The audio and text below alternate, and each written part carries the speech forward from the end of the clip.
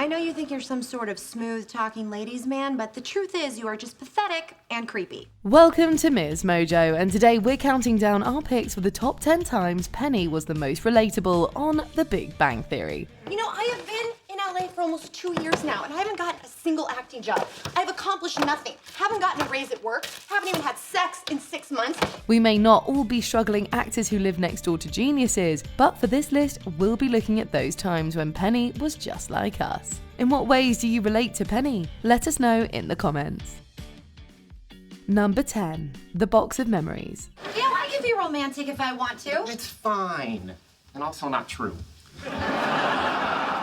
Okay, just you wait and see. I'm gonna romance your freaking ass off. Keepsakes, mementos, souvenirs. The keeping of little things that remind us of someone is something we can all relate to, especially when it comes to the people we love and have loved. When Penny takes out her box of memories to show Leonard, we all have a good happy cry because it's something many of us have as well. Look, here's the plane ticket you bought me when I was too poor to go home for the holidays, and the rose you left in my windshield just because. A movie stub from a first date, a letter from a significant other, a seashell from a romantic walk on the beach, etc. Not sure if all of us can relate to the negative pregnancy test, but for the rest of it, Penny was just like us. Is that a pregnancy test? Oh yeah, just the first one. I didn't save them all. Number 9. Her video game addiction. The World Health Organization has reported that up to 3% of people who play video games suffer from a video game addiction. You are now a level 3 warrior. What's going on? Leonard, guess what? I'm a level 3 warrior. Great. Do you know there are groceries outside of your apartment? Yeah, shh. And given that over 3 billion people play video games around the world, that makes for about 90 million who can relate to Penny's addiction to Age of Conan in Season 2. Sometimes people, good people, they start playing these games and they find themselves through no fault of their own, kind of addicted. Yeah, get to the point. I'm about to level up here. Even those of us who aren't big gamers can relate, as many have obsessions or addictions to the other things that manifest in many of the same ways. Thankfully, Penny has Howard there to help her hit her rock bottom. Followed by a flagon of ale at yon virtual tavern? Yeah, sure. Why not? Oh my God, I need help. Number 8. How she stayed friends with Leonard after their breakup. The typical trope when it comes to TV breakups is that one or both parties are too sad or angry about the dissolution of the relationship to spend time together afterward. What's wrong with you? You can't hang out with your roommate's ex. It's totally uncool. No, it's fine. I don't care. I'm over it. Yeah, he's over it. That's why he's been whining all day about trying to invent that memory wiper gizmo from Men in Black. However, as hard as breakups can be, sometimes a friendship is strong enough to persist after the romantic part of the relationship has ended. Such is the case for Penny and Leonard after their breakup and subsequent difficulties. No, be friends. You and me. Oh, sure. Absolutely. Good. I'm glad. Sure, it isn't always easy, but petty anger and resentment never takes over, and the strength of their friendship always perseveres. Something that more of us can relate to than typical scripted breakups would have you believe. All right, I'd like an order of fries. Great, that'll be $5. I am having the best time. I'm so glad you suggested we do this. Number 7. How she doesn't want to have a baby at first. All women want to have a baby, or at least that's the standard societal stereotype we're all familiar with. You only think you don't want kids, but once you have kids, you realize that you did want them. Or I don't want them, so I won't have them, so back off. But the truth is, there are plenty of women out there who don't yearn for a child. There are some, like Penny, who have doubts and reservations about children and motherhood. What I meant was, what if we didn't have kids? Ever? I mean, our life is so great. Why would we want to change that? Eventually, Penny comes around to the idea of children and gets pregnant. Someone's gonna figure it out. Why don't we just tell people? No, it's too early. I haven't even wrapped my head around it. My head is wrapped. Yeah, well, if something else had been wrapped, we wouldn't be in this situation. However, watching her go through the process of uncertainty and indecision is probably very relatable to many women out there, regardless of whether or not they come to the same conclusion. Number 6. Her messiness. we might all aspire to be as neat and organised as Sheldon. But speaking for ourselves, the truth is that many of us fall closer to the Penny side of the spectrum when it comes to tidiness. I just want you to know that you don't have to live like this. I'm here for you. For us, the expression, a place for everything and everything in its place, is only accurate if the floor and the chair in the corner of our bedroom count as places. Sure, there are those who would 100% relate to Sheldon's obsessive cleanliness and organisational attitudes. I'm not leaving until I'm done. If you have time to lean, you have time to clean.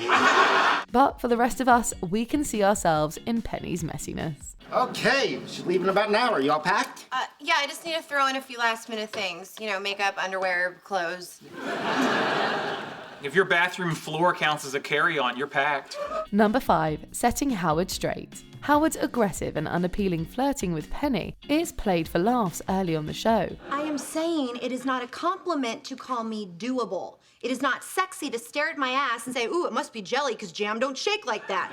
However, that kind of unwanted attention is unfortunately something many women have to deal with throughout their lives. As much as that aspect of Penny's relationship with Howard is relatable, we're proud to say that many can also relate to her standing up to him and setting him straight. Flirting? You think I'm flirting with you? I am not flirting with you. No woman is ever gonna flirt with you. You're just gonna grow old and die alone. Yes, telling him that no woman will ever love him and he'll end up alone is maybe a little mean, but after a year of consistent unrequited flirting, he should have got the hint. Still, in the end, it takes a punch to the nose for that hint to finally sink in.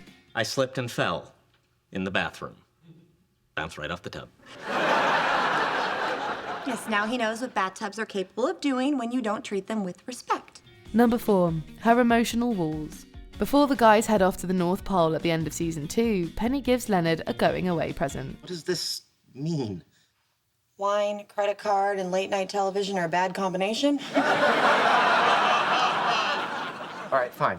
When he asks her if it meant anything, she says no, when the truth is, she has feelings for him. In season 3, when Leonard says I love you for the first time, Penny only gives him a thank you in return. I just want to put that out there. Oh yeah, no, I'm glad. Yeah, oh, good. Good. Glad is good. Yeah.